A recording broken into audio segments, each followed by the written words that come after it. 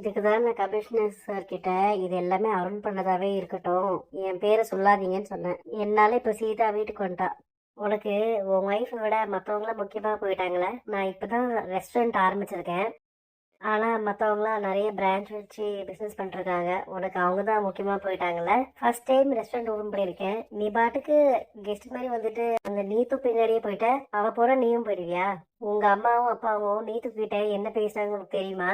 நீ பாட்டுக்கு கிளம்பி போயிட்ட. வந்தவங்களாம் உன் ஹஸ்பண்ட் எங்கன்னு என்னதான் கேட்டாங்க. எனக்கு எவ்வளவு இன்சல்ட்டிங்கா இருந்துச்சு தெரியுமா? ஸ்ருதி, கோபத்துல வார்த்தையை விடாத. நான் சொல்றது கொஞ்சம் கேளு. நம்ம லைஃப்ல ஒரு புது சாப்டர் ஆரம்பிக்கிறோம். இதெல்லாம் நான் உனக்காக தான் பண்ணிட்டு இருக்கேன்.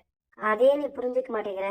என் ரெஸ்டாரண்ட்டுக்கு ஷெஃபா அவனு கூப்பிட்டேன், அதுவும் நீ வரல. ஆனா இப்படி பாதிலேயே விட்டுட்டு ஓடிட்ட.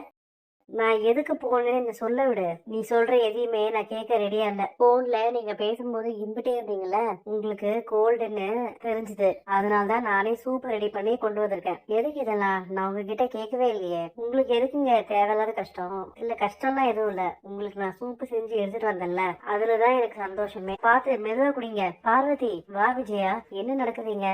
மாஸ்டர், அவங்களுக்கு பொறையிடுச்சு, அதான் தட்டி கொடுத்துட்டு இருந்தேன். நான் உங்க 2 பேர்கிட்டயும் கொஞ்சம் பேசணும். நீங்க பண்றது நல்லா இல்ல. ஏன் இப்படி நடந்துக்கிறது நல்லா இல்ல. இதுல என்ன மாஸ்டர் இருக்கு? ஃப்ரெண்ட்ஸுக்குள்ள இப்படி ஹெல்ப் பண்றது சகஜம் தானே. நீங்க பண்றது பார்த்தா ஃப்ரெண்டு மாதிரி தெரியல. பார்வதியை பார்த்ததுக்கு அப்புறம் அவங்க கிட்ட பேசுறது பழகுறது எல்லாம் எனக்கு ஒரு அமைதியை தருது. நீங்க பண்றது எதுவுமே எனக்கு பிடிக்கல. சிவன், நீங்க இனிமே கிளாஸ் நடக்கும்போது வந்தா மட்டும் போதும். இப்ப கிளம்புங்க.